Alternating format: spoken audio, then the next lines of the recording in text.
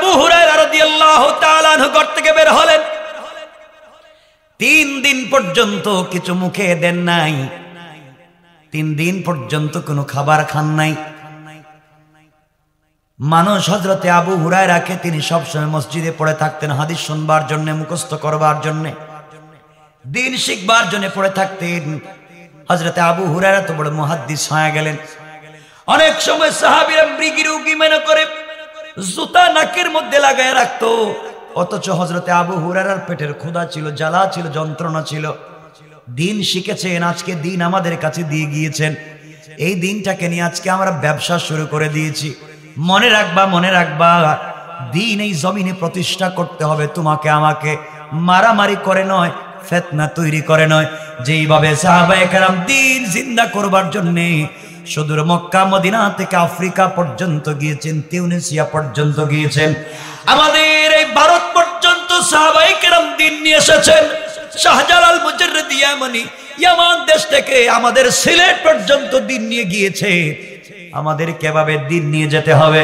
শুধু মুসাল্লা আর তাসবিহ নিয়ে বসে থাকলে হবে না, আমাদেরকে প্রয়োজন বুঝে সাহাবায়ে কেরামের মতো জীবন দেওয়া লাগবে। কোন ঠিক না?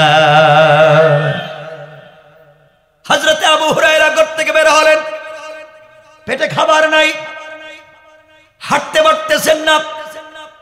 চিন্তা হলো রাস্তায় বের হয়ে চলে যাই, কোন সাহাবীর সঙ্গে যদি দেখা হয়, কারো সঙ্গে যদি আমার দেখা হয়, আমি বলবো ভাই আমার পেটে বড় খিদা, আমাকে খাবার দাও। হঠাৎ করে হযরতে আবু হুরায়রা তাকায়া দেখেন রাস্তা দিয়ে হযরতে ওমর ফারুক আসতেছেন। সালাম দিলেন, চিন্তা করলেন ওমর ফারুক যেহেতু আসতেছেন, আমার মন বলতেছে আমি যদি ওমর ফারুককে সালাম দেই, উনি আমার ব্যথাটা বুঝবেন, আমার কষ্টটা বুঝবেন। আমি খাবার খাইনি, আমার চেহারার দিকে তাকালে হযরত ওমর বুঝবেন আমি ব্যথা পাচ্ছি, কষ্ট পাচ্ছি। হযরত ওমর আসলেন, আবু হুরায়রা সালাম দিলেন। সালাম দেওয়ার পরে হযরত ওমর ভালো জিজ্ঞাসা করে চলে গেলেন। আবু হুরায়রা যে খাবার নাই কিছুই জানতে চাইলেন না। আবু হুরায়রা চিন্তা করলেন আহারে, না কে হয়তো মরে যাব, ওমরও আমাকে জিজ্ঞাসা করলো না খাইলাম কিনা। কিছুক্ষণ পরে রাস্তা দিয়ে হযরত সিদ্দিক আকবর যেতে লাগলেন। হযরত আবু হুরায়রা চিন্তা করলেন সিদ্দিক আকবরকে রাসূল পাক বলেছেন আরহাম উম্মতি বি উম্মতি আবু বকর, আমার আবু বকর তো ঠান্ডা দিলের মানুষ, নরম দিলের মানুষ, সালাম দিলে হয়তো আবু বকর আমাকে খাবারের ব্যবস্থা করে দিবে। হযরতে আবু বকরকে হযরতে আবু হুরায়রা সালাম দিলেন। আবু হুরায়রা সালামের জবাব দিলেন। জবাব দেওয়ার পরে হযরতে আবু বকর চলে যাচ্ছেন, কিছুই জানতে চাইলেন না। আবু হুরায়রা চিন্তায় পড়ে গেলেন আহারে কেউ দেখি খবর নেয় না, আমি কি না খেয়ে মারা যাব। রাস্তায় বসে পড়লেন। হঠাৎ করে রাস্তার দিকে তাকায়া দেখে বিশ্ব নবী, নবী রহমত এই রাস্তা দিয়ে আসতেছে। আল্লাহর পয়গম্বরকে আসতে দেখে হযরতে আবু হুরায়রা দাঁড়িয়ে গেলেন। আমার নবী আসবার পর সালাম দিলেন। রাসূল পাক সালামের জবাব দিলেন। আবু হুরায়রাকে বললেন আবু হুরায়রা দাঁড়িয়ে আছো কেন? আবু হুরায়রা জবাব দিচ্ছেন না। রাসূল পাক চেহারার দিকে তাকালেন, ডান হাতটা ধরে ফেলেন আর বলেন আবু হুরায়রা চলো আমার সঙ্গে, আমার বাসায় চলো, তোমাকে আমার বাসায় নিয়ে যাই।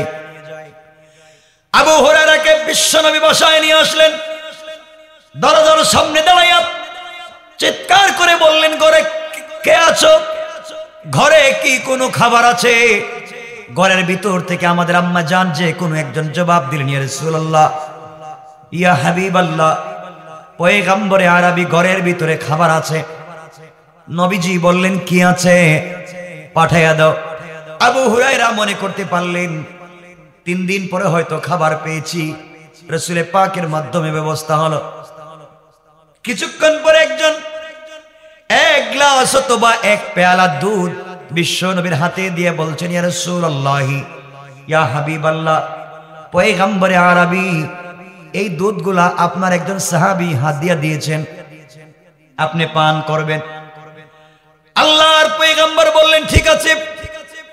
আবু হুরায়রা আমার কাছাকাছি আসো।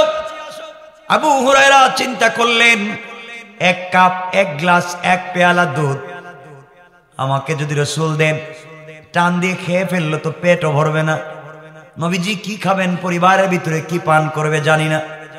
আমার নবী বললেন, আবু হুরায়রা তুমি যেই মাদ্রাসার ছাত্র, এই মাদ্রাসার নাম কি? আবু হুরায়রা বললেন, রাসূল মাদ্রাসার নাম তো মাদ্রাসায়ে সুফা।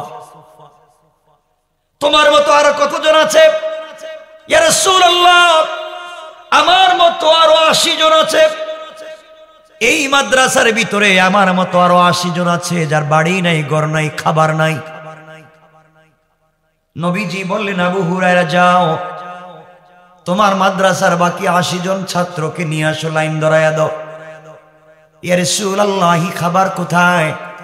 নবীজি বলেন, আবু হুরায়রা আমার হাতে এক পেয়ালা দুধ রয়েছে, আমার বিশ্বাস এই দুধগুলা তোমরা সকলে পান করার পরেও থেকে যাবে। কোন সুবহানাল্লাহ।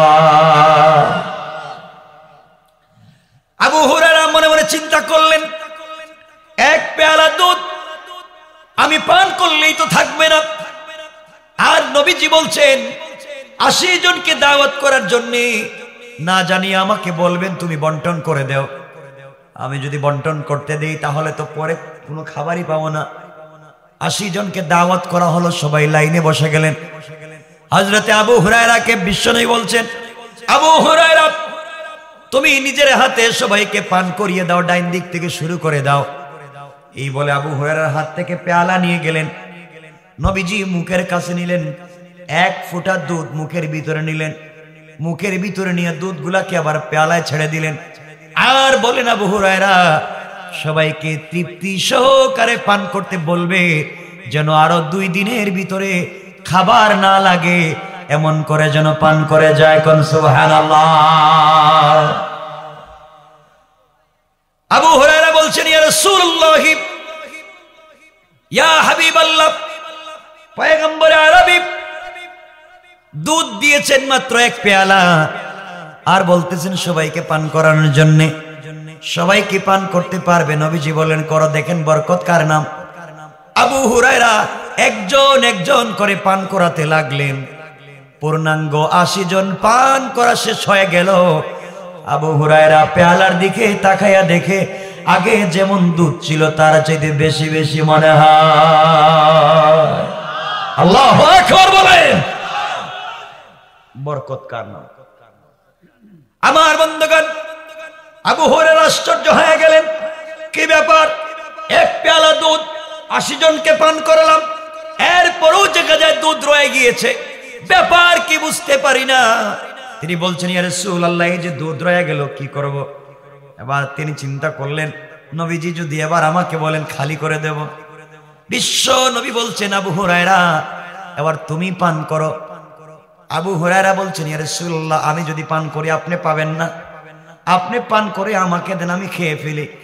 বিশ্ব নবী আবু হুরায়রার পিঠে হাত দিয়ে বলছেন, আবু হুরায়রা তুমি যদি সব পান করতে পারো পান করে ফেলো, আপত্তি নাই, কিন্তু আমার বিশ্বাস তুমি পান করবার পরেও কিছু থেকে যাবে।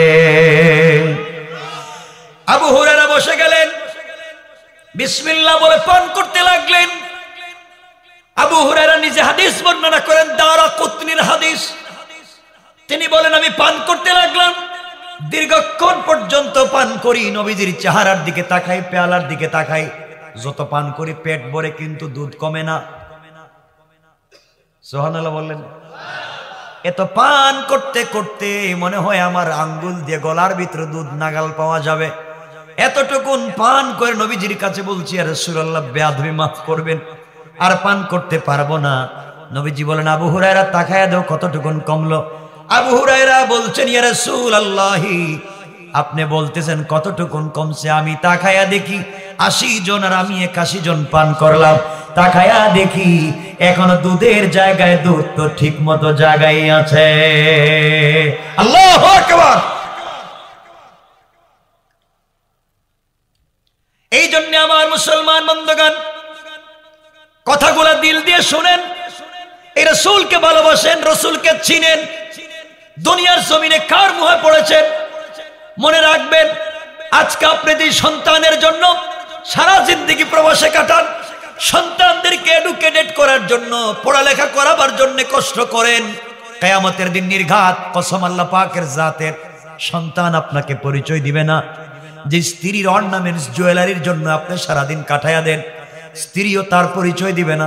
কিয়ামতের দিন মা বাপ পরিচয় দিবে না, পীর তার মুরিদকে পরিচয় দিবে না, ওলি তার নিচের কাউকে পরিচয় দিবে না। এক কথায় কেউ কারো পরিচয় যেই দিন দিবে না, আল্লাহ রাসূল ওই দিনের বর্ণনা দিয়েছেন। হাদিসে কুদসিতে আল্লাহ পাক বলেছেন, কিয়ামতের দিন এমন ভয়ানক হবে, কেউ কারো পরিচয় দিবে না, কেউ কারো চেহারার দিকে তাকাবে না, কেউ কারো খবর নিতে চাইবে না। এমনকি পয়গম্বররা পর্যন্ত, পয়গম্বর মুসার মতো পয়গম্বর আল্লাহর আরশে আজিমের পিলার ধরে ধরে কাঁদতে থাকবেন। আল্লাহর আরশে আজিমের পিলার ধরে চিৎকার করে বলবেন, আল্লাহ আল্লাহুম্মা লা আসআলুকা আল-ইয়াওমা উম্মতি ওয়ালা আবি ওয়ালা উম্মি ওয়ালা আখি, আসআলুকা আল-ইয়াওমা নফসি নফসি। আয় আল্লাহ তাআলা, আজকের দিনে তোমার কাছে উম্মত চাই না, মা বাপ কিছুই চাই না, আজকের দিনে তুমি আমাকে বাঁচাও। এমন একদিন তৈরি হবে, ওই দিন কেউ কাউকে বাঁচাতে পারবে না, কেউ কাউকে সহযোগিতা করতে পারবে না। যুবক বন্ধুগণ, তোমাদেরকে কি ইনফরমেশন দিতে চাই, দিল দিয়ে শোনো, কয়েক মিনিটের কথা। এই দুনিয়ার জমিনে তোমরাও প্রেম করো, ভালোবাসা করো। যার সাথে প্রেম করো সারা রাত দিন ঘুমাও না, রাত দিন টেলিফোনে কথা বলো। বাইরে তুমি ধোঁকায় পড়ে আছো। যার সাথে প্রেম করেছো, যার জন্য পড়ালেখা বাদ দিয়েছো, যার জন্য মা বাবার সঙ্গে খারাপ ব্যবহার করে যাচ্ছ, তুমি জানো না ওই মেয়েটা ঘুম থেকে উঠার পরে তোমার চাইতে সুন্দর, তোমার চাইতে টাকাওয়ালা আরেকটা ছেলেকে যদি পায়, তোমাকে ভুলে যেতে তার 1 মিনিটও লাগবে না। ঠিক কিনা বলেন? তোমাকে ভুলে যাবে। যুবক, তুমি যার সাথে প্রেম করে রাত্রে ঘুমাও না, সারা রাত্র জেগে থাকো, কথা শেষ হয় না, রাত শেষ হয়ে যায়। ও যুবক, আমিও প্রেমিক, তুমিও প্রেমিক, তুমি ভুল জায়গায় প্রেম করেছো। তোমার প্রেমিকা একদিন রাত্রে বলবে, শুনছো দোস্ত, বয়ফ্রেন্ডকে বলবে, শোনো আজকে তোমার সাথে কথা বলতে পারবো না, আমার বড় বোন আসছে, তার সাথে রাত্রে থাকা লাগবে, টেলিফোনে কথা বলে ধরা পড়বো, তোমার আউট করে হয়তো আরেকজনের সঙ্গে রাত্রে কথা বলতে পারে। কথা বলেন না কেন? আমিও প্রেমিক, আমিও প্রেম করি। আমি যার সাথে প্রেম করি, আমার বন্ধু বলেছে দুনিয়ায় তোকে ভুলে যাব না, আখিরাতে ভুলে যাব না, যতক্ষণ আমি তোকে জান্নাতে না নিব আমি ভুলে যাব না তোকে। আল্লাহু আকবার বলে। আমরাও প্রেম করি, আমরা যার সাথে প্রেম করি, আমাদের রব তো প্রেমিক। রব বলছেন আমিও প্রেম করে ঘুমাই না। রব বলছেন লা তাখুযুহু সিনাতুম ওয়ালা নাওম, আমিও তো ঘুমাই না, তোদের প্রেমে পাগল। দুনিয়া বানাইছি কোন তো ফায়াকুন, আসমানকে বলছি হয়ে যা, হয়ে গেছে। জমিনকে বলছি হয়ে যা, হয়ে গেছে। আরশ, কুরসি, লৌহা, কলম হয়ে যা, হয়ে গেছে। গোলাম তোকে এভাবে বানাই নাই, তোকে বানাইছি আমার নিজের হাত দিয়ে, তোকে হাত দিয়ে বানাইছি, তুই কেমনে আমাকে ভুলে যাও? শোনো মুসলমান, এই জন্য মাঝে মাঝে মাঝে মাঝে আমার রাসূলের সঙ্গে আল্লাহ কথা বলতেন। মাঝে মাঝে নবীজিকে ডাক দিয়ে বলতেন, ইয়া আইয়ুহাল মুদ্দাসসির, ইয়া আইয়ুহাল মুজাম্মিল, কুম ফানজির, ওয়া রাব্বাকা ফাকাব্বির, ওয়া সিয়াবাকা ফাতাহির। ও চাদরওয়ালা চাদর খুলো, কম্বলওয়ালা কম্বলের নিচ থেকে বের হও, খাদিজাকে ঘুম পড়াইয়া দাও। তোমার সঙ্গে আমার প্রেম, তুমি খাদিজার কম্বলের নিচে, আমি আরশে আজিমে ভাল লাগে না। বন্ধু উঠো, ওদেরকে ঘুম পড়াও, ঘুম থেকে উঠো, সেজদায় পড়ে আমি রবকে ডাক দাও। আরশে আজিমে থাকবো না, তোমার দরজায় দাঁড়াইয়া যাইব। রব তো তার নাম, সে রবকে ভুলে বসে রয়েছে, সে রবের কথা আপনাদের মনে থাকে না। শোনো শোনো, রব কার নাম? আল্লাহ বলছেন গোলাম। গোলাম যখন গোটা জিন্দগির গুনার বুঝা মাথায় নিয়ে, গোটা জিন্দগি গুনায় ভরে ফেলছে, আসমান জমিন ভরে ফেলছে গুনায়, আল্লাহ বলছেন গোলাম সবাই তোকে দরওয়াজা বন্ধ করে দিতে পারে, রব বলেছি দরওয়াজা বন্ধ না। গুনাহ করেছো আমার কাছে চাও, কথা দিলাম সব মাফ করে দেব। মাফ। এই রব আছেন? কথা বলেন আছেন? রবের কাছে মাফ চাইতে পারি না। সবার আপনাদের কষ্ট হচ্ছে বুঝতেছে, তারা শুনেন, আমি বুঝি এগুলা সারা রাত্রে আছে, ওটাতেই দেরি হয়ে গেছে। শোনো রব কেমনে শোনো, দিলে বুঝাইয়া দেই। কেন বলছি সালাতের কথা? যত জায়গায় যে অবস্থায় থাকো সালাত পড়ো। কেন বলেছিলাম কথার শুরুতে, গোলাম শোনো, তুমি যখন সিজদায় গিয়া পড়বে সুবহান, তখন আল্লাহ ফেরেশতাদেরকে বলছেন, এই ফেরেশতারা, তুই না বলছিল জিনাকার, তুই না বলছিল মদকুর, তুই না বলছিল বদমাশ, তুই না বলছিল চোর, এখন সিজদায় গিয়ে কি পড়ে? কো আল্লাহ, ও সিজদায় গিয়ে বলতেছে সুবহান। মানে কি? আল্লাহ তুমি নাকি পবিত্র, সে নাকি অপবিত্র, সে বলছে তুমি পবিত্র, সে অপবিত্র। আল্লাহ বলছেন মনে রাখো তোমরা, সাক্ষী থাকো সাব্বাহতানি, অবশ্যই আমি পবিত্র। আর গোলাম সিজদায় গিয়ে আমাকে পবিত্র বলবার কারণে সাব্বাহতুকা, গোলাম দুনিয়ায় বানালাম পবিত্র, আর মরার পরে বিনা হিসাবে দিলাম জান্নাতুল ফিরদাউস। গোলাম যখন সিজদায় গিয়া পড়ে আলা, ফেরেশতাদেরকে আল্লাহ বলছেন কি রে, তুই না বলছিল শয়তান, তুই না বলছিল খারাপ লোক, তুই না বলছিল সিনেমা দেখে, এখন কি বলছে? কো আল্লাহ ও তো মাটিতে পড়ে বলতেছে আলা। মানে কি? আল্লাহ তুমি নাকি বড়, সে নাকি ছোট, তুমি নাকি মুনিব, সে নাকি গোলাম। আল্লাহ বলছেন যা, ও বলছে আমি বড়, অবশ্যই আলাইতানি, আমি বড়। গোলাম আমাকে স্বীকৃতি দেওয়ার কারণে আমিও বললাম আলাইতুকা, গোলাম দুনিয়াও বানালাম বড়, আর আখিরাতে তোর জন্য বিনা হিসাবে জান্নাতের ফয়সালা। তার নাম তো রব। কেমনে বুঝাই সেই রবের কথা? সেই রব বলতেছেন হযরতে জাকারিয়াকে, জাকারিয়া আমার অনুগ্রহের কথা মনে করো, আমি রবকে। কথা কি বুঝতেছেন আমার? আমি সেই জাকারিয়ার রবের কথাই শিখাইতেছি। যে জাকারিয়াকে রব বলছেন, জাকারিয়া যিকরু রাহমাতে রাব্বিকা আবদাহু জাকারিয়া, জাকারিয়া স্মরণ করো আমার অনুগ্রহের কথা। যে অনুগ্রহ দিলেন সেই রবকে, রবকে শোনো। রব বলছেন গোলাম শোন, গোলাম শোন, আমি এমন রব, তোর নাকি টাকা লাগবে, তোর নাকি পয়সা লাগবে, একটা ফ্যাক্টরি লাগবে, আমেরিকার স্পন্সর লাগবে, কানাডায় যাওয়ার টাকা লাগবে, ভিজিটে লন্ডনে যাওয়ার জন্য সুযোগ পাচ্ছ না। গোলাম তোরে নাকি মানুষ সমালোচনা করে, মনের ভিতরে অনেক মাকসাদ পুরা হয় না, কারো কাছে বলার দরকার নাই।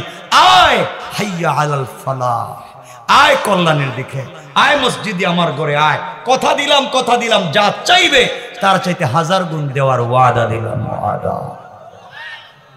সুবহানাল্লাহ পড়েন। রব কেমনে দেয়? যিকরু রাহমাতে রাব্বিকা আবদাহু জাকারিয়া। এই জাকারিয়ার রবের অনুগ্রহের কথা স্মরণ করিয়ে দিচ্ছি। এর পরের কথা তো রয়ে গেল, এখন ছোট্ট করে একটা কথা বলে দিই। এই রবকে যদি স্মরণ রাখতে পারেন, অনুগ্রহের কথা, রব কোথায় নিয়ে যেতে পারেন, চাইছিলাম বুঝাতে আপনাদেরকে, কিন্তু সময়ের অভাব হয়ে যাচ্ছে। ফজরের নামাজকে পড়বো, আমার জানা আছে এটা। কিয়ামতের দিন কইবেন হুজুর, হুজুরি ওয়াজ করেছে তো নামাজ পড়তে পারি না। ঠিক আছে না? একটু হাত উঠায় দেখান কার কার কষ্ট হচ্ছে। চালাক হয়ে গেছে, একবারে চালাক। শোনো, আমি শুধু এই জায়গায় আছি যিকরু রাহমাতি। আমার ইচ্ছা ছিল পরের আয়াতের আলোচনাটা আরো মজার। যিকরু রাহমাতি রাব্বিকা আবদাহু জাকারিয়া, আল্লাহ বলছেন আপনার পালনকর্তার অনুগ্রহের বিবরণগুলো মনে রাখো। এরপরে যে বলছেন, যখন জাকারিয়া এই কথা শুনে আল্লাহকে ডাক দিয়েছেন, ইদ নাদা রাব্বাহু নিদাআন খাফিয়া, পালনকর্তাকে যখন আহ্বান করেছিলেন, পালনকর্তা কি জবাব দিচ্ছিলেন, এ কথাটা তো কি যে মজা। আল্লাহকে ডাক দিলেন, আল্লাহ বলছেন কি ও জাকারিয়া, হঠাৎ করে আমাকে ডাকতেছো কেন? কি হইলো তোমার? বলছেন আল্লাহ আমি গেছিলাম তো এক জায়গায়। কই গেছিলাম? আল্লাহ আমি গেছিলাম তো মারিয়ামের বাড়িতে। কি হয়েছে এখানে, কি দেখছো? আল্লাহ মারিয়ামকে ইমরানের স্ত্রী কত চায়াটাই আনলেন, আর এই মারিয়াম রে বাইতুল মুকাদ্দাসের খাদেম বানাইলেন, মহিলারে বানাইলেন বাইতুল মুকাদ্দাসের খাদেম। মানুষ হাদিয়া দে, তুফা দে, গিফট দে, দোয়া নে। হেই মারিয়াম কাজ করছে। কি করছে কাজ? আল্লাহ মারিয়াম তো প্রেগনেন্ট। মানে কি? আল্লাহ জানেন না আপনি? আল্লাহ নাকি জানে না। সুবহানাল্লাহ বলছেন না? আল্লাহ আপনি জানেন না? মারিয়াম আল্লাহর কাছে ইমরানের স্ত্রী চাইছিলেন একটা ছেলে, বাইতুল মুকাদ্দাসের খাদেম বানাবেন, আল্লাহ দিয়েছিলেন মহিলা। তার নাম মারিয়াম, বানাইছিলেন বাইতুল মুকাদ্দাসের খাদেম, মসজিদ ঝাড়ু দিত, খেদমত করত, মানুষ হাদিয়া তুফা দিত, একটা ঘরও বানাইয়া দিছিলেন, কাম তো করছে। এখন তার পেটে বাচ্চা, বিয়েও করেন। আল্লাহ বলেন কিও জাকারিয়া এটা কি বললা তুমি? আল্লাহ ঠিকই তো দেখাইছি। এরপরে কি হইতেছে এখন? আল্লাহ এরে জিগাইলাম এটা কেমনে কি? হে কইতেছে তার পেটে যে বাচ্চা হের নাম নাকি ঈসা। নামও জানে? জানে তো। আর কি বলছে? আল্লাহ আর কি বলছে জানেন এই আয়াতগুলোর অর্থ? আল্লাহ এরপরে বলছে তার বাচ্চা নাকি জন্ম নিলেই কথা বলবে। আর খুলে না সূরা আলী ইমরান, দেখায় দি 40 থেকে 35 থেকে 42 নম্বর আয়াতের কথা। কথা বলবে কোন দিন? আল্লাহ জন্ম নিয়ে নাকি কথা বলবে। আর জন্ম নিয়ে যে ভাষায় কথা বলবে, জোয়ান বয়সে একই ভাষায় কথা বলবে। মানে মারিয়াম বোঝাতে চাইছে তার বাচ্চা নাকি ছোটবেলায় জ্ঞান বুদ্ধিতে ভরপুর থাকবে। কি বলো জাকারিয়া এগুলা? বেচারির বিয়ে শাদী হইল না, বাচ্চাও হইব, বাচ্চার নামও জানে, বাচ্চা কি করবে তাও জানে। আল্লাহ শেষ না। আর কি? আল্লাহ বলছে তার ছেলে নাকি তাওরাত এবং ইনজিলের শিক্ষক হবে। এটা কি বললা তুমি? আরো বলছে তো। আর কি বলছে? ইলম এবং হিকমত নাকি তুমি পুরাপুরি দিয়ে দিবা এরে। এরপরে কি? আল্লাহ এরে নাকি তুমি নবীর জায়গায় রাসূলও বানাইতেছো। এত কিছুই আমারে বলছে। আল্লাহ বলেন তোমার টার্গেটটা কি? আল্লাহ ও তো যা বলছে আমার মনে হইতেছে ওর কাছে কোনো খবর আছে। সুবহানাল্লাহ বললেন না? আল্লাহ বলেন জাকারিয়া এত কথার বাদ দাও, তুমি কি জানতে চাও এটাকে? জাকারিয়া ইসলাম আল্লাহর কাছে বলতেছেন, এই দেখেন পরের আয়াতে জাকারিয়া আল্লাহর কাছে বলতে লাগলেন ক্বালা রাব্বি ইন্নী ওয়াহানাল আযমু মিন্নী ওয়াশতাআলা আর-রা'সু শাইবা ওয়ালাম আকুম বিদুআইকা রাব্বি শাকিয়া। আল্লাহু আকবার। আল্লাহর কাছে বলেন আমার পালন কর্তা, আমার তো বয়স বেড়ে গিয়েছে। আল্লাহ বলেন তো সমস্যা কি? তোমার বয়স বাড়ছে, আমারও কোকেন। সুবহানাল্লাহ বললেন না? তোমার বয়স বাড়ছে তো আমি কি করব? আল্লাহ হঠাৎ করে বয়স বেড়ে গেছে। এরপরে কি হয়েছে? আল্লাহ আমার চুল পেকে গিয়েছে, দাড়ি পেকে গিয়েছে, দাঁত পড়ে গিয়েছে। কার কি হয়েছে? আল্লাহ হাঁটতে পারি না আগের মতো, চোখেও দেখি না। বুঝলাম তো, এতক্ষণ মারিয়ামের কথা বললা, ঈসার কথা বললা, এখন আবার নিজের কথা কি বলতে চাও? এবার জাকারিয়া বলছেন আল্লাহ ওয়ালাম আকুম বিদুআইকা রাব্বি শাকিয়া। আল্লাহ তোমার জীবনে ডাইকা কোনোদিন বিফল হই নাই। যতদিন যত কিছু চাইছি তত কিছুই পাইছি।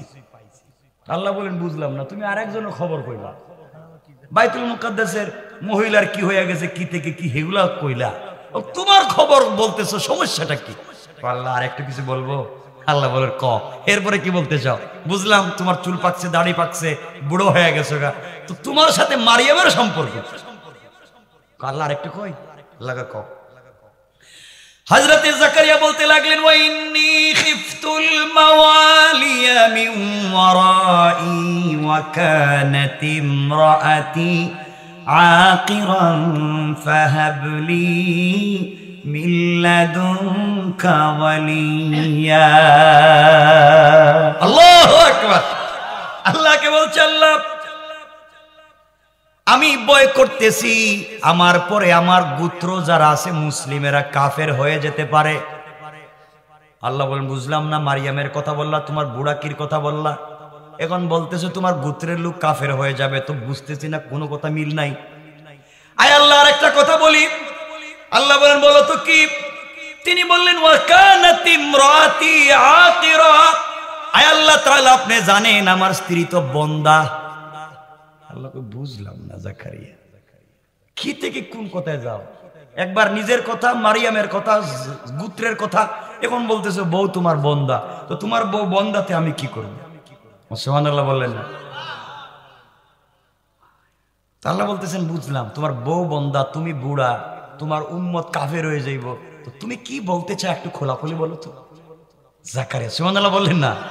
কথা বলা শিখছে পয়গম্বর তো। আল্লাহর কাছে বলছেন আল্লাহ ফাহাবলি মিন লাদুনকা ওয়ালিয়া।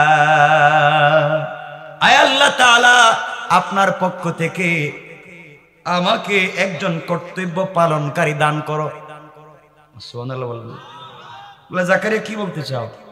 বলে আল্লাহ বলতে চাইতেছি যে মারিয়াম রেও তো দেখতেছি তুমি ছাড়া তো কেউ ঈসা দিল না, যদিও পেটে আছে এটা তুমি দিছো, ওর তো বাপ নাই।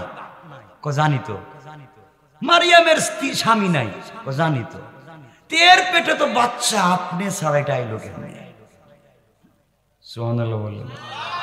তো আমি যে বুড়ো হয়ে যাইতেছি এটা আপনার খবর নাই? আমার উম্মত যে কাফির হয়ে যাইবে, আমার পরে এখানে নবী কে থাকবে? তো আমি বলতেছি আপনি যদি দয়া করে আমার জন্য একজন অনুগ্রহ দান করেন যে আমার পরে জাতির দেইকা রাখবে, এমন একটা মানুষের দরকার ছিল। আল্লাহ বলেন তো আমি একজনকে বানাবো, সমস্যা কি? আমি যে কোনো একজন নবী বানাই দিব। তো তোমার এত কথা বলার কি? একজন বানাই দিলেই তো হয় না? হয় না? ঈসারে বানাইলাম, মুসারে বানাইছি, তোমারে বানাইছি, বহুতরে বানাইছি, এভাবে একজনে বানাই দিব। তো তুমি কি বলতে চাও? আল্লাহ আরেকটু বলবো। আল্লাহ বলেন হযরত জাকারিয়া বললেন ইয়ারিসুনি ওয়া ইয়ারিসু মিন আলি ইয়াকুব ওয়াজআলহু রাব্বি রাদিয়া। আল্লাহু আকবার। আয় আল্লাহ তাআলা, আমি চাই যারে আপনি দিবেন হে ইয়াকুবের বংশধর থেকে হোক। তুমি কোন বংশের? আল্লাহ আমিও তো ইয়াকুবের বংশের। সুবহানাল্লাহ বললেন না? তুমি ভিতরে ভিতরে কি বলতে চাও? আল্লাহ বলতে চাইতেছি কি যে আপনি যদি আমার স্থলাভিষিক্ত জাকারিয়ার বংশধর থেকে কাউরে দেন তাইলে একটা সন্তোষজনক পর্যায়ে পৌঁছায়। সুবহানাল্লাহ বলেন না? আল্লাহ বলেন জাকারিয়া বুঝলাম, তাইলে তুমি কি বলতে চাইতেছো? আল্লাহ বলছেন জাকারিয়া বুঝছি, তুমি কি বাচ্চা টাচ্চা চাইতেছো? আল্লাহ না না না। সুবহানাল্লাহ বললেন না? না না। তাহলে এতক্ষণ কি বলছো? ভিতরে ভিতরে তো বাচ্চা চাও। না না আল্লাহ, আমি কেমনে বাচ্চা চাই? আমার কি কিছু আছে নাকি? সুবহানাল্লাহ বলেন না? আমার কিছু আছে নাকি? আমি তো বুড়ো হয়ে গেছি, আমার বউ বন্দা, তাইলে কি আমি আরেকটা বিয়ে করবো? আল্লাহ কয় ঠিক আছে, সব বুঝছি তোমার চালাকি, তুমি সিস্টেমে ঘুরাইয়া আমার কাছে বাচ্চাই চাও। আবার মারিয়ামের বাচ্চার নাম জাকারিয়া, ঈসা রাখছি, এটাও তুমি আমার বলতে চাইতেছো আমি কত মায়া মহব্বত করি। আবার তোমার বানাইছি বুড়া, তোমার বউরে বানাইছি বন্দা, তোমার একটা বাচ্চা নাই, এগুলাই বলতে চাও? তো আল্লাহ বলতে চাই না, যদি আপনি চান। সুবহানাল্লাহ বললেন না? কোরআনকে থিসিস করেন, অ্যানালাইজ করেন, দেখেন কি বলেন আল্লাহ। এখন কি বলছেন দেখেন। আল্লাহ বলছেন সব চালাকি বুঝছি, এবার শুনো কি বলতে চাই। আল্লাহ রাব্বুল ইজ্জত ওয়াল জালাল বলছেন ইয়া জাকারিয়া ইন্না নুবাশশিরুকা বিগুলামিন ইসমুহু ইয়াহইয়া। আল্লাহু আকবার। আল্লাহ রাব্বুল ইজ্জত ওয়াল জালাল বললেন ও জাকারিয়া, আমি তোমাকে একজন পুত্র সন্তানের সুসংবাদ দিচ্ছি। তুমি মনে করেছো মারিয়ামকে আমি পুত্র সন্তান দিচ্ছি, আবার তোমাকে যদি পুত্র না দিয়ে রাগ করতে পারো, তুমি বুড়াও, আবার তোমার স্ত্রী বন্ধাও, আমি আল্লাহ ওয়াদা দিলাম তোমাকেও আমি আল্লাহ একটা পুত্র সন্তান দান করবো। কোন সুবহানাল্লাহ। আমি আল্লাহ রাব্বুল ইজ্জত ওয়াল জালাল তার নাম এমন একটা নাম রেখে দিয়েছি যেই নাম ইতিপূর্বে পৃথিবীর কারো নাম নাই। আল্লাহু আকবার। দেখেন যার সাথে যার বন্ধুত্ব, আল্লাহ বলতেছেন জাকারিয়া বুঝছি, তো অনুনয় বিনয় করে বলতেছে একটা ছেলের কথা, ছেলে দিমু, নাম আমি রাখবো। মারিয়ামের ছেলের নাম আমি রাখছি, তোমার ছেলের নাম আমি রাখবো। বিশেষত্ব হলো মারিয়ামের ছেলের নাম যা রাখছি ঈসা, এটা বহুত মানুষের নাম আছে, আর তোমার ছেলের নাম যেটা রাখছি এটা দুনিয়া এখনো কেউ রাখে নাই। খুশি করতেছে। সুবহানাল্লাহ বললেন না? নবীরে আল্লাহ খুশি করতেছেন, এমন নাম রাখতেছি। এখন জাকারিয়া আলাইহিস সালাম আল্লাহর কাছে কি বলবেন? কিছু বলা লাগবে না? এবার জাকারিয়া আলাইহিস সালাতু ওয়াস সালাম আল্লাহ রাব্বুল ইজ্জত ওয়াল জালালকে বলছেন, আর আল্লাহ রাব্বুল ইজ্জত ওয়াল জালাল জাকারিয়াকে বলছেন জাকারিয়া শোনো, আমি তোমাকে বলতেছি ক্বালা কাযালিকা ক্বালা রাব্বুকা হুয়া আলাইয়া হাইয়িনু ওয়া ক্বাদ খালাকতুকা মিন ক্বাবলু ওয়ালাম তাকু শাইআ।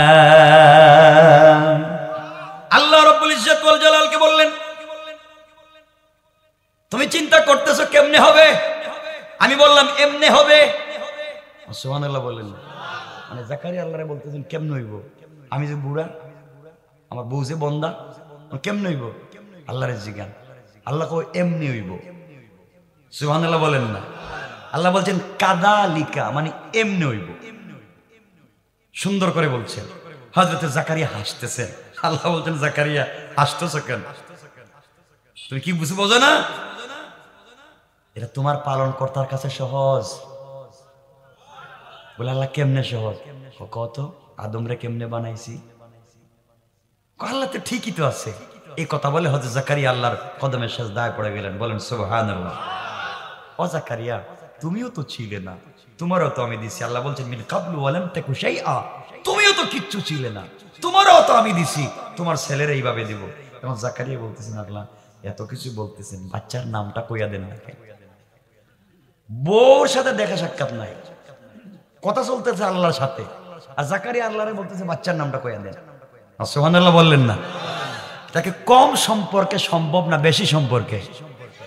তো জাকারিয়ার সাথে আল্লাহর যে সম্পর্ক আপনার আমার সাথে এটা আছে, নাই কেন? নাই কেন? নাই কেন? আমার আপনার সাথে জাকারিয়া ঈসা মুসার চাইতে তো আল্লাহর সাথে বেশি সম্পর্ক হওয়ার কথা, ঠিক কিনা বলেন? এত ওয়াজ নসিহত কোরআনের রাইকা আমরা যাই শয়তানি করতে। কেমনে বললাম? এই যে কথার নাম লতা, সাড়ে হয়েছে 12টা। হযরতে মুসা আলাইহিস সালাম যেদিন তুর পাহাড়ে গেছিলেন আল্লাহর সাথে কথা বলতে, কোন জায়গায় গেছিলেন? আল্লাহর কাছে গিয়ে বলছেন আল্লাহ একটা কথা জিগাই। তো নবীরে এভাবেই কথা বলতেন আল্লাহর সাথে। কি জিজ্ঞাসা করবা কও? আল্লাহ একটা কথা কও না, আপনি কই আর আমি কই? আমি যে নিচে বসে রয়েছি তুমি কই আর আমি কই? আল্লাহ বলছেন মুসা তুমি বলো না কেন আমি কোথায় আর তুমি কোথায়? মুসা বলছেন আল্লাহ আমার মন বলতেছে আমি তো তুর পাহাড়ের নিচে বসে রয়েছি, আপনি মনে হয় তুর পাহাড়ের উপরে বসে রয়েছেন, আমার উঠতে দিতেছেন না। সুবহানাল্লাহ বললেন না? আমার অনুমতি দিলেই তো উঠে যাই তোমার কাছাকাছি। আল্লাহ বলছেন মুসা না, আমি তুর পাহাড়ে নাই, আমি যেখানে আছি আর তুমি যেখানে আছো মধ্যখানে 70,000 নূরের পর্দা। আল্লাহু আকবার। এবার মুসা কষ্ট পাইলেন, আল্লাহ 70,000 নূরের পর্দার এপার ওপার থেকে আমার সঙ্গে কথা বলবেন, জীবনে কি কারোর সাথে সামনাসামনি কথা বলবেন না? আল্লাহ বলছেন কেন? বলবো তো। আল্লাহ কোন নবীর সাথে? নবী কি? আমার গোলামের সাথে কথা বলবেন। কেমনে কেমনে? আমার আল্লাহ বললেন শোনো রে মুসা, তোমার সঙ্গে কথা বলার জন্য তুর পাহাড়ে নিয়ে এসেছি, তাও তুমি এক জায়গায় আমি আর এক জায়গায়, হাজার হাজার মাইল দূরে। আর আমার আখিরি জামানার গোলামেরা নামাজের সিজদায় পড়ে যখন আমি আল্লাহকে আল্লাহ বলে ডাক দিবে তখন আমি আরশে আজিমে থাকি না, মিন হাবলিল ওয়ারিদ, তার গলার রগের চাইতে আরো কাছে হাজির হয়ে যায়। সুবহানাল্লাহ জোরে পড়েন। আপনারা তো সেই জামানার রবের এত কাছাকাছি থাকেন, এরপরে রবকে চিনতে পারেন না। এই রবকে চিনবার শেষ কথা জাকারিয়ার যে ওয়াজ শুরু হয়েছে এটা বহুত লম্বা ওয়াজ। এখন জাকারিয়া সন্তানের নাম জিজ্ঞাসা করবেন, আল্লাহ সন্তানের নাম বলবেন, জাকারিয়া আবার বলবেন আল্লাহ যখন বুঝতেছি না বাচ্চা কেমনে হইব, আমার একটা প্রমাণ দেন, প্রমাণ দেন, এটা কেমনে কেমনে হইতেছে। জাকারিয়া কয় প্রমাণ ছাড়া হবে না। সুবহানাল্লাহ বললেন না? তো আল্লাহ প্রমাণ দিবেন কেমনে কেমনে বাচ্চা দিচ্ছেন। জাকারিয়ারে বলবেন তুমি 3 দিন কথা বলা নিষেধ, কোন উম্মতের সাথে কথা বলবা না, ঘর থেকে বাইরে হইবা না, এক রুমে বসে থাকবা, এরপর আমি বলতেছি কি হইব। সুবহানাল্লাহ বললেন না? এগুলোই হচ্ছে কোরআনের তাফসীর। তো যাই হোক, এতগুলা হচ্ছে জাকারিয়ার সাথে কার সম্পর্ক? কার সম্পর্ক? আল্লাহর সম্পর্ক। আজকে আমাদের সাথে আল্লাহর সম্পর্ক আছে না? আছে। হ্যাঁ, নামাজ পড়ে সুদ খাই, নামাজ পড়ে ঘুষ খাই, নামাজ পড়ে ভ্যানসিল ব্যবসা করি, নামাজ পড়ে আরেকজনের জমি দখল করি, নামাজ পড়ে পাবলিকের রাস্তা বন্ধ করে দেই। কথা বলেন না কেন? এতিমের জায়গা, বিধবার জায়গা, যা পাও মারো আর খাও। আর যদি মানুষকে সাপোর্ট দেন, সহযোগিতা করেন, কি উপকার হবে সে কথা বলেই শেষ করব। কিন্তু 12:30 আজকে রাইতে দিয়ে আলোচনা ভাই থাকো কেন? আরে 2 ঘন্টা হয়ে গেছে গা। আর শুনেন তাহলে বলেন বলেন বলেন তাবারক ঠান্ডা হয়ে যেতেছে শুনছি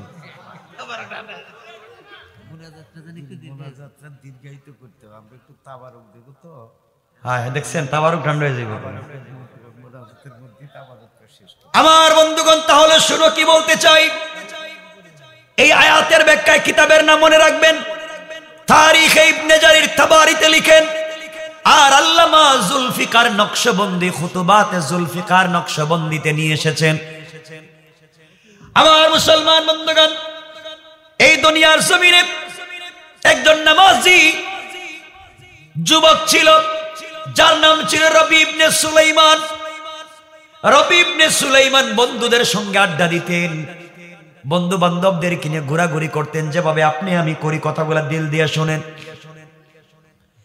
রবি ইবনে সুলাইমান তার বন্ধুদেরকে বলছেন, বন্ধুগণ শোনো, প্রত্যেক বছর টাকা জমা করে আমরা বিনোদন করি, বিভিন্ন জায়গায় ঘুরতে যাই। এই বছর আমরা টাকা জমা করে হজ্জে চলে যাব, চলো যাই, আল্লাহর দরবারে যাই, কান্নাকাটি করবো, আল্লাহর কাছে চাইবো, আল্লাহ মনে হয় ভালো বানাইয়া দিবে। যুবক, তোমাদের মতো একটা যুবকের নাম বলছি রবি ইবনে সুলাইমান, আর কিছু না। যুবক শুনো, তোমাদের মতো একটা যুবক শুধুমাত্র আল্লাহর সঙ্গে একটা সম্পর্ক করে কি হয়েছে দেখো। রবি ইবনে সুলাইমান রাহমাতুল্লাহি আলাইহি বন্ধুদের সঙ্গে পরামর্শ করলেন, বন্ধুরা শোনো রে, এবার টাকা জমা করে আমরা চলে যাই, সবাই মিলে হজ করতে যাই। বন্ধুগণ মিলে এক বছরে টাকা জমা করলেন। তুমি আমি টাকা জমা করে বিনোদন করতে কক্সবাজার যাই, সেন্ট মার্টিন যাই, ঘুরতে যাই, সিঙ্গাপুর, হংকং, থাইল্যান্ড ঘুরতে যাই। গার্লফ্রেন্ড বয়ফ্রেন্ডকে নিয়ে ঘুরতে যাও, টাকা থাকলে হংকং ব্যাংকক গিয়ে ঘোরাও। শয়তানিগুলা বাদ দাও, এই টাকা নিয়ে তুমি উমরা করতে যাও। ভাইরে, উমরা করতে কি মজা, উমরায় গেলে কি স্বাদ, যারা গিয়েছে তারাই বলতে পারবে। আর রমজানে যদি কেউ উমরায় চলে গিয়া ওখানে ইতিকাফে লিপ্ত হয়ে যায়, আল্লাহ রাসূল বলেছেন রমজানের এক একটা উমরা পূর্ণাঙ্গ একটা হজের সওয়াবের মতো হয়ে যায়। আমার বন্ধুগণ, রবি ইবনে সুলাইমান বলছেন, বন্ধুগণ শুনো, টাকা জমা করে বহুত বিনোদন করছি, এইবার আমরা হজ্জে চলে যাব। 10-12 জন বন্ধু মিলে টাকা জমা করছে, হজ্জের সময় চলে আসছে। এলাকার মানুষের ধারে ধারে ঘুরতেছেন আর বলতেছেন আমাদের জন্য দোয়া করবেন, আমরা হজ্জে চলে যাই। মানুষ বলতেছেন আমাদের সালামটা মদিনায় পৌঁছায়া দিও। কথাগুলো বলে রমজানুল মুবারকে রবি ইবনে সুলাইমান তার বন্ধুদেরকে নিয়ে হজ্জের উদ্দেশ্যে শুধু উদ্দেশ্য করলেন, নিয়ত করলেন ভালো কাজের। বুঝাতে চাই কি দেখো, মানুষকে সহযোগিতা করলে কি হয় দেখো। ঘর থেকে বের হয়ে গেলেন সফরের জন্য, হজ্জের জন্য রমজানুল মুবারকে। দীর্ঘ কয়েকদিন সফর করবার পরে সাথীরা ক্লান্ত হয়ে গেলেন। সফরের ভিতরে মনে করলেন বিশ্রাম নেওয়া দরকার। এই চিন্তা করে রবি ইবনে সুলাইমানের সহপাঠীরা সবাই মিলে একটা গাছের গোড়ায় বিশ্রাম নিতে লাগলেন। বিশ্রাম যখন নিতে লাগলেন, রবি ইবনে সুলাইমান 2 রাকাত সালাতুল হাজত আদায় করলেন। আল্লাহর কাছে ডাক দিয়া বলছেন, আল্লাহ তাআলা, জীবনে অপরাধ করেছি, অন্যায় করেছি, সব কিছু রেখে দিয়ে তোমার পুতের প্রতীক হয়ে গিয়েছি। আয় আল্লাহ তাআলা, তোমার ঘর জিয়ারতের জন্য যায়। আয় আল্লাহ, কখন জানি মালাকুল মউত পৌঁছে যায় জানি না, তোমার ঘর জিয়ারত না করাইয়া আমাদের কাউকে কবরে দিও না। আমার বন্ধুগণ, এক পর্যায়ে সন্ধ্যার পরে, মাগরিবের পরে রবি ইবনে সুলাইমান নদীর পারে হাঁটতে লাগলেন। চরের মধ্যে হাঁটতেছেন, দীর্ঘ পথ হাঁটতে হাঁটতে হঠাৎ করে তাকায়া দেখেন হাতের মধ্যে মোজা, পায়ের মধ্যে মোজা, কালো বুরকায় আবৃত একটা মহিলা আস্তে আস্তে করে হেঁটে হেঁটে সামনের দিকে যায়। রবি ইবনে সুলাইমান চিন্তা করলেন কি ব্যাপার, সন্ধ্যার পরে অন্ধকার সময় বুরকাওয়ালা একটা মহিলা রাস্তা দিয়ে হেঁটে যায় কেন? এই চিন্তা করে তিনি সামনের দিকে যেতে লাগলেন। কিছু দূর যাওয়ার পরে দেখেন নদীর পারে একটা মরা গাধা পড়ে আছে, ফুলে গিয়েছে, মরা গাধা পড়ে আছে। এই মেয়েটা মরা গাধার কাছে গিয়া নিজের ব্যাগের ভিতর থেকে ছুরি এনে, তরবারি এনে, চাকু এনে মরা গাধার শরীর থেকে গোশত গুলাকে কেটে কেটে বস্তার ভিতরে ঢুকাচ্ছে। রবি ইবনে সুলাইমান জওয়ান মানুষ খেপে গেলেন। নির্ঘাত এই মেয়েটা হারাম ব্যবসায়ী, হয়তো কোনো হোটেল মালিকের সঙ্গে তার সম্পর্ক আছে, আর এই হারাম গোশত গুলা নিয়ে মুসলমানদেরকে খাওয়াচ্ছে। আর না হয় এই মেয়েটা কোনো গোশত বিক্রেতার সঙ্গে সম্পর্ক, মরা গাদার গোশত বিক্রি করে খাওয়াচ্ছে, মুসলমানদেরকে হারাম গোশত খাওয়ানোর চেষ্টা করে যাচ্ছে।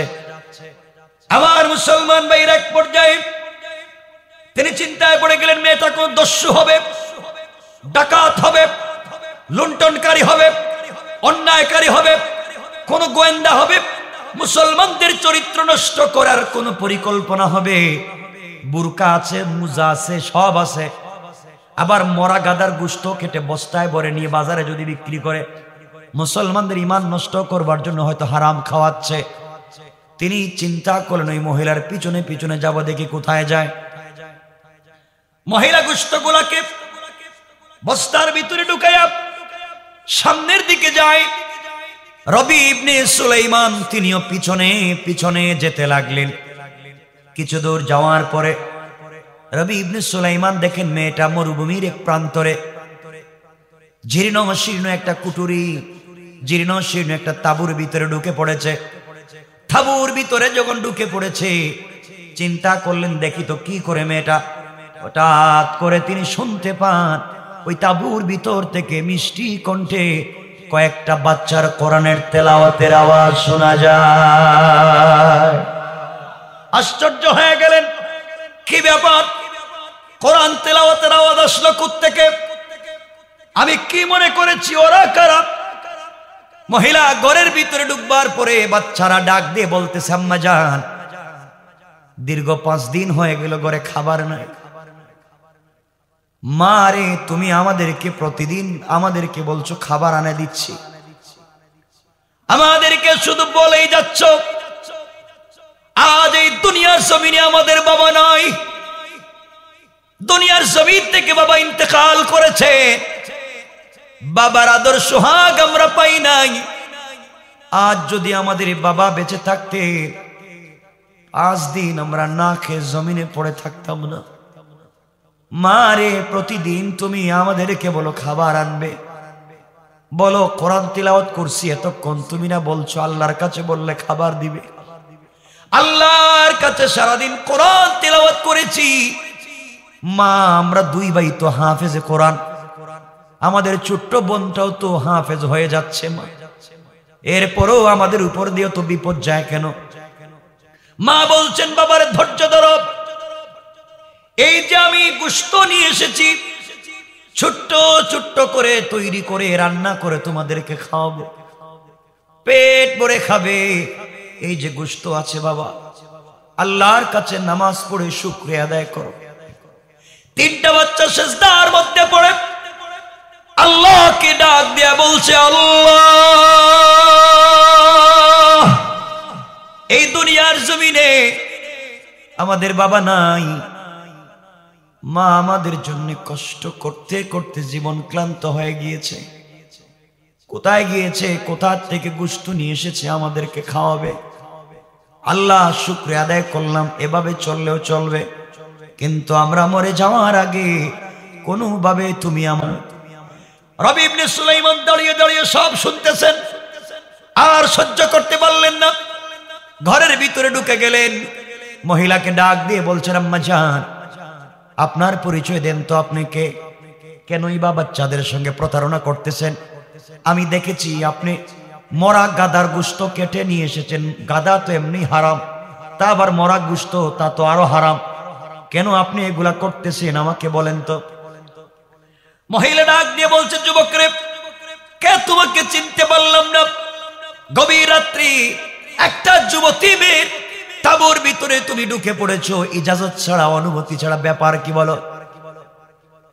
রবি ইবনে সুলাইমান বলছেন, আম্মা জান বেয়াদবি মাফ করবেন, বলেন কি হয়েছে? কেন আপনি হারাম গোশত এনেছেন আমার কাছে? ঘটনা খুলে বলুন, আমি আর কেউ না, আপনাকে বিপদে ফেলবো না, আপনি বলেন। মহিলা ডাক দিয়ে বলছেন, বাবারে তুমি জানো না আমরা হলাম নবী বংশের সাইয়্যিদ ফ্যামিলির মানুষ, নবীর পরিবারের মানুষ। নবীর পরিবারের দুইটা অংশের সাথে আমাদের পরিবারের মিল। নবীর বাবার বংশের সাথে আমার পরিবারের মিল, নবীর মায়ের বংশের সাথে আমার বংশের মিল। আমরা সাইয়্যিদ সৈয়দ ফ্যামিলির মানুষ। আমার স্বামী ইন্তেকাল করেছেন, বুজুর্গ আল্লাহওয়ালা ছিলেন, কোথাও কাজ করতে পারে না। সৈয়দ বংশের মানুষ কেউ কাজে রাখে না। স্বামী মারা যাওয়ার পরে ঘরে কোনো খাবার নাই, অভাব অনটন পড়েছে। গ্রাম থেকে চলে এসেছি, মরুভূমিতে ঘর বানিয়েছি, বাদশার দরবারও যাইতে পারি না, যদি পর্দা লঙ্ঘন হয়ে যায়। যুবতী হওয়ার কারণে মানুষের বাড়িতে কাজেও যেতে পারি না, কোন সময় কোন অঘটন হয়ে যায় তা তো চিন্তায় থাকি। এই জন্য বাচ্চাগুলোকে নিয়ে বড় কষ্টে আছি। আজ 5 দিন হয়ে গিয়েছে, বাচ্চাগুলোর কষ্ট বরদাস্ত হয় না। এই জন্য আমি এই মুহূর্তে মরা গাদার গোশত কেটে এনে আজ-জরুরাতু তাতাকাদ্দারু বিকদ্রি জরুরাত, যতটুকুন ফতোয়ার মূলনীতি হলো যতটুকুন জরুরত ততটুকুন হালাল। আজ-জরুরাতু তাবিহুল মাহজুরাত, জরুরতের সময় হারাম কেউ হালাল বানানো যায়। ফতোয়ার দুটা মূলনীতি বলে দিলাম। মেয়েটা বলতেছে, বাবারে এই মুহূর্তে আমরা কি করব? জরুরত, মরে যাব বেঁচে যাবার জন্য, হারাম গোশত এনেছি, আর কি করব? রবি ইবনে সুলাইমান বলছেন, আম্মা জান আপনি খাবার রাখেন, এই খাবার আপনি প্লেটে দিবেন না, গোশত রান্না করবেন না, 10 থেকে আধা ঘন্টা ওয়েট করেন, 10 মিনিট থেকে আধা ঘন্টা ওয়েট করেন, আমি আসছি। এই কথা বলে রবি ইবনে সুলাইমান ঘর থেকে বের হলেন, তাঁবু থেকে বের হলেন, চিৎকার করে চোখের পানি ছেড়ে কান্না করে বলতে লাগলেন, আল্লাহ তাআলা, হজ করে লাভ কি? হজ করে কি লাভ হবে? এই টাকা খরচ করে হজ্জে গিয়ে কি লাভ হবে যদি আমার প্রতিবেশী না খেয়ে মারা যায়? হজ্জে গিয়ে কি লাভ হবে যদি নবী বংশের একটা ফ্যামিলিতে হারাম খেতে হয়? বাইরে এই চিন্তা তোমার আমার পরিবারে গ্রামে নিয়ে আসা দরকার। আমি আজকে 10টা তরকারি দিয়ে খাবার খাই, আমার পাশের ঘরের লোকের তো একটা তরকারি নাই। আমি রমজানের সময় ইফতার করে 5টা আইটেম 20টা আইটেম দিয়া, সেহরি খাই 25টা খাবার দিয়া, আমার পাশের ঘরের লোক তো পানি দিয়া ইফতার করে সেহরি খায়, তুমি খবর নিলা না? তোমার নামাজ নিয়ে জান্নাতে যাওয়া যাবে না। এই আদর্শ রাসূলের না, এই আদর্শ ইসলামের না। রবি ইবনে সুলাইমান তাঁবুতে আসলেন, সকল টাকাগুলা নিলেন, বাজারে পৌঁছে গেলেন, অর্ধেক টাকা খরচ করে তিনি কিছু খাবার কিনলেন, রুটি কিনলেন, আটা কিনলেন, ময়দা কিনলেন, হালাল গোশত কিনলেন। অর্ধ টাকা তিনি নিলেন, দৌড়তে লাগলেন মহিলার বাড়ির দিকে। তাঁবুর কাছে গিয়ে বলেন, আম্মা জান এই খাবারগুলো আপনি নেন, রমজানুল মুবারক চলতেছে, সেহরি এবং ইফতার করবেন এই খাবারগুলা দিয়া, যতদিন যায় আপনি যাওয়াবেন, কিছু টাকা দিলাম, 2-4 মাস আপনি চলতে পারবেন, আমার জন্য দোয়া করবেন।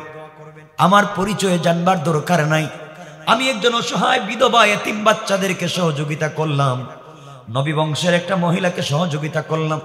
সুযোগ পাইলে আমার কথা মনে পড়লে আল্লাহর দরবারে একটু দোয়া করে দিয়েন, বলেন সুবহানাল্লাহ। আমার বন্ধুগণ, এক পর্যায়ে রবি ইবনে সুলাইমান বন্ধুদের কাছে ফিরে এসে বললেন, বন্ধুরা তোমরা সবাই হজ্জে চলে যাও, আমি রবি ইবনে সুলাইমান যেতে পারবো না, আমি বাড়িতে ব্যাক করলাম। কেন, কি হয়েছে? ভাইরে দুর্ঘটনা ঘটে গিয়েছে, আমাকে গ্রামে যাওয়া লাগবে, তোমরা চলে যাও। হজ থেকে আসলে তোমাদের সঙ্গে আমার দেখা হবে, কথা হবে, আমার মাফ করে দিও। আর হজ্জে যাওয়ার পরে আমার প্রতি নিমক হারাম বেয়াদবের সালামটা রাসূলের রওজায় পাঠায়া দিও। এই কথা বলে রবি ইবনে সুলাইমান ব্যাক করে চলে আসবে। বন্ধুরা বলতেছে, রবি ইবনে সুলাইমান তুমি আমাদেরকে উদ্বুদ্ধ করলে, ইনভাইট করে তুমি আমাদেরকে উদ্বুদ্ধ করলে হজ্জে যাওয়ার জন্য। এখন আমরা যাব, তুমি যাবে না? না, আমি যাব না, তোমরা চলে যাও। সংক্ষেপ কথা, এক পর্যায়ে রবি ইবনে সুলাইমান বাড়িতে ব্যাক করলেন। সবাই হজ্জে চলে গিয়েছে। এদিকে গ্রামের মানুষ সবাই মিলে রবি ইবনে সুলাইমানকে দিকে হাসে। কি রে রবি, টাকা পয়সা নিয়ে হজ্জে গেলে, আমাদের সালামের লিস্ট নিয়ে গেলে, এখন দেখি তুই আবার গ্রামে ফিরে আসলি, লজ্জায় কারো কাছে কিছু বলতে পারেন না। আমার বন্ধুগণ শুধু কান্না করেন আর বলছেন, আল্লাহ তাআলা, আমি টাকা নিয়ে হজে যাই, নবী ফ্যামিলির মানুষ কত কষ্টে আছে জানি না। এক পর্যায়ে হজ্জে সবাই চলে গেলেন। হঠাৎ করে তার বন্ধুরা হজ করতেছেন। একজনে মাকামে ইব্রাহিমে 2 রাকাত সালাত পড়তেছে, সামনে তাকায়া দেখে রবি ইবনে সুলাইমান দাঁড়ায়া নামাজ পড়তেছে। বন্ধু আশ্চর্য হয়ে গেল, কি রে, রাস্তার থেকেও ফিরে গিয়েছে হজে আসবে না বলে, এখন দেখে আমাদের সামনে নামাজ পড়ে আমাদের সাথে দুষ্টামি করেছে, বেঈমানি করেছে। ওই বন্ধু সালাম ফিরিয়া আর রবি ইবনে সুলাইমানকে পায় না। আরেকজন যখন তওয়াফ করতেছে, হঠাৎ করে তাকায়া দেখে রবি ইবনে সুলাইমান তার সামনেও তওয়াফ করতেছে। আশ্চর্য ব্যাপার, আমাদের সঙ্গ থেকে আলাদা হয়ে গেল, আবার হজ করতেছে, তওয়াফ করতেছে। ব্যাপার কি? হজ্জের কাজ শেষ হয়ে গেল, সবাই মদিনায় চলে গেলেন রাসূলের রওজা জিয়ারত করতে, সালাম দিতে। একজন বন্ধু যখন দাঁড়ায়া সালাম দেয়, এমন সময় রবি ইবনে সুলাইমান দৌড়াইয়া এসে বলছে, ভাই, এই যে আমার হাতে একটা ব্যাগ, আমি কষ্টে আছি, আমার ব্যাগটা রাখ। রাসূলকে সালাম দিতে পারতেছি না মানুষের ধাক্কায়, আমার ব্যাগটা হাতে রাখ, আমাকে যদি খুঁজে না পাস বাড়িতে দিস, ব্যাগটা রাখ। বন্ধু বলতেছে, তুই না বললে আসবে না, তে আসলে কেমনে? ঘটনা কথা পরে হবে, আগে ব্যাগ রাখ, আমি সালাম দিই। সালাম দিতে গিয়েছে, বন্ধু আর খুঁজে পায় না। হজ্জের সমস্ত কাজ সমাধান করে সবাই যখন বসেছে, একজন বলতেছে, দোস্ত জানিস কি, আমি রবি ইবনে সুলাইমানকে মাকামে ইব্রাহিমে দেখছি। আরেকজন বলছে, আমি তায়েফে দেখছি। আরেকজন বলে, আমি তো মিনায় দেখলাম। আরেকজন বলে, আমি জামারাতে দেখলাম। আরেকজন বলে, আমি মুজদালিফায় দেখেছি। একজন বলে এখানে, একজন বলে আর এখানে, আরেকজন পিছন থেকে বলে, ভাই রে, রাসূলের রওজা জিয়ারতের সময় যে আমার সাথে দেখা, যে ব্যাগ দিয়ে গেছে। সুবহানাল্লাহ বললেন। সবকিছু করছে আমাদের সাথে, কিন্তু আমাদের সাথে যায় নাই, বেঈমানি করেছে, বন্ধু হইয়া গাদ্দারি করলো, রাস্তার থেকে ব্যাক করলো, আবার আমাদের আগে আইলো। যাই গ্রামে যাই, ওর সাথে সম্পর্ক রাখবো না, বেঈমানি করলো কেন? সবাই যখন গ্রামে চলে এসেছে, হজ করে আসার পরে রবি ইবনে সুলাইমানকে বলছে, সুলাইমান, রবি ইবনে সুলাইমান রে, তুই যে আমাদের সঙ্গে তো মিথ্যার আশ্রয় নিয়ে প্রতারণা করবে বুঝতে পারি নাই, তুই কেমনি কাজ করলে? কি করলাম? তুই না হজে গেলে? একজন বলতেছে, আমি তোকে এখানে দেখলাম। আরেকজন বলতেছে, আমি তোরে মিনায় দেখলাম। বলে, ভাই, তোদের পায়ে ধরে, আমি গ্রামে ছিলাম, পাবলিক রে জিগাও, আমি এতদিন গ্রামে ছিলাম, আমার বাড়িতে জিগাও, বউ বাচ্চা সবাই রে জিগাও, আমি তো গ্রামে ছিলাম। সবাই রে জিজ্ঞাসা করে, রবি ইবনে সুলাইমান কোথায় ছিল? বাড়িতেই তো ছিল। সবাই আশ্চর্য ব্যাপার, বাড়িতে যদি ছিল, দেখলাম কারে? একজন কয়, হেই, তুই যদি বাড়িতে ব্যাগ দিছে কে? সুবহানাল্লাহ বলবেন। তুই না আমার কাছে ব্যাগ দিলে? মাফ করে, ব্যাগই জীবনে দেখি নাই। সুবহানাল্লাহ বলেন। আল্লাহর দিকে ফিরে যান, আল্লাহর দিকে ফিরে আসেন। আল্লাহ বলছেন, ওয়াল্লাযীনা ইয়াকুলুনা রব্বানা সরিফ আন্না আযাবা জাহান্নাম ইন্না আযাবাহা কানা গরামা। সাকারাত শুরু হয়ে যাওয়ার আগে, গারগারা শুরু হয়ে যাওয়ার আগে তুমি যদি তওবা করে আত্মশুদ্ধি করে চলতে পারো, আল্লাহ বলছেন, ইন্নাহা সাআত মুস্তাকাররাও ওয়া মুকামা। নির্ধারিত তোমার জন্য যে জাহান্নাম রয়েছে, আল্লাহ রাব্বুল ইজ্জত ওয়াল জালাল ওই জাহান্নাম থেকে বের করে তোমার জন্য জান্নাতের ফয়সালা করে দিবেন। কোন সুবহানাল্লাহ। আবার বন্ধুগণ, রবি ইবনে সুলাইমানকে বন্ধুরা ত্যাগ করলেন। মিথ্যাবাদী প্রমাণ করে সবাই চলে গেলেন। রবি ইবনে সুলাইমান গভীর রাত্রে ইশার সালাত পড়ে তাহাজ্জুদের সালাত পড়ে আল্লাহর দরবারে কান্না করে বলছে, আল্লাহ এমনিই তো হজে গেলাম না, তাও এখন বদনাম কেমনে বাঁচি। গভীর রাত্রে তাহাজ্জুদের সালাত পড়ে ঘুমিয়ে গিয়েছে। ঘুমের ঘরে স্বপ্নে দেখে তার রুমের ভিতরে বিশ্বনবী হাজির হয়ে গিয়েছে। আল্লাহু আকবার। আল্লাহ রাসূল হাজির হয়ে বলছেন, রবি দাঁড়াও। রবি ইবনে সুলাইমান দাঁড়িয়ে গিয়েছেন। নবীজি বুকের সঙ্গে জড়াইয়া কপালে চুম্বন করে বলছেন, রবি ইবনে সুলাইমান তো চিন্তা করো কেন, কি হয়েছে? ইয়া রাসূলুল্লাহ, গ্রামের মানুষ আমাকে ঠাট্টা করে হজে কেন গেলাম না, আর বন্ধুরা আমাকে মিথ্যাবাদী বলে তাদেরকে রাইকা কেন গেলাম, আমি তো কোনোটাই বুঝতে পারতেছি না, কি করলাম? আল্লাহ রাসূল বলতেছেন, রবি ইবনে সুলাইমান, তোমার বন্ধুরা বলেছে তুমি হজ্জে গিয়েছো, তাও ঠিক। এলাকার মানুষ বলেছে তুমি যাও নাই, তাও ঠিক। সুবহানাল্লাহ বলে। ইয়া রাসূলুল্লাহ, দুইটা কাজ একসাথে ঠিক হয় কেমনে? আল্লাহর নবী বলছেন, রবি ইবনে সুলাইমান, তুমি হজ্জের টাকা দিয়া যেই বিধবা মহিলাকে, যে ইতিম বাচ্চাগুলাকে সহযোগিতা করেছো, ওগুলা আমার নবী বংশের মানুষকে সহযোগিতা করেছো।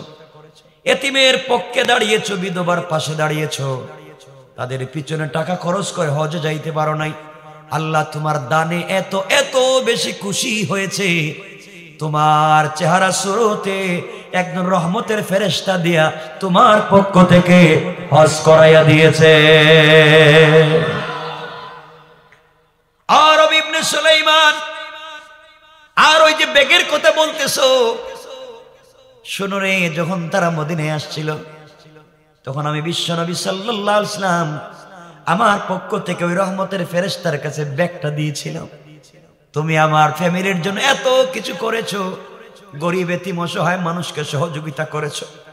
আমি রাসূলের দিলটা ঠান্ডা হয়ে গিয়েছে, কিছুই দিতে পারি নাই, তোমাকে ব্যাগটা দিয়েছি। জীবনে কিছুই করা লাগবে না, আল্লাহর উপরে অটল অবিচল রাখো, বিশ্বাস রাখো। আল্লাহর উপরে কিয়ামতের দিনে আমার হাতের হাউজে কাউসারের পানি তোমাকে পান করাইয়া দিব। কোন সুবহানাল্লাহ। কিন্তু রবি, এই বছর কারো হজ কবুল হয় নাই। এই কথা শুনবার পরে হাউমাউ করে কান্না করে ঘুম থেকে উঠেছেন। আর রাসূলকে স্বপ্নে দেখলাম, আমার পক্ষ থেকে রহমতের ফেরেশতা দেখলাম, তো হজ কবুল হয় নাই। এত কষ্টের পরে হজ কবুল হলো না। আবার কান্না করতে লাগলেন, কাঁদতে কাঁদতে সেজদায় পড়ে গেলেন, সেজদায় ঘুমিয়ে গেলেন। ঘুমিয়ে যাওয়ার পরে স্বপ্নে দেখেন তার মাথার কাছে একজন ফেরেশতা বসা, তার পায়ের কাছে একজন ফেরেশতা বসা। পায়ের ফেরেশতা মাথার ফেরেশতাকে বলছে, শুনছত? কয় না। এই বছর কার হজ কবুল হয় নাই। তাই নাকি? বলে হ্যাঁ। কিন্তু একজনের হজ কবুল হইছে। কেসে? তার নাম রবি ইবনে সুলাইমান। আল্লাহু আকবার। একজনের হজ কবুল হয়েছে, কারো হয় নাই। তাহলে বাকিদের হজ কি হলো? আল্লাহ ওই একজনের হজের কারণে বাকি সকল মানুষের হজকে কবুল করে নিয়েছে। এই জন্য দুনিয়ার জমিনে আল্লাহর সাথে বন্ধুত্ব করতে হবে, রাসূলকে ভালোবাসতে হবে। এই দুই কাজ করে দুনিয়ার জমিনে যদি চলতে পারি, আল্লাহ রাব্বুল ইজ্জত ওয়াল জালাল আমাদের সবাইকে কবুল করে জান্নাত পর্যন্ত পৌঁছে দিবেন। কান সুবহানাল্লাহ।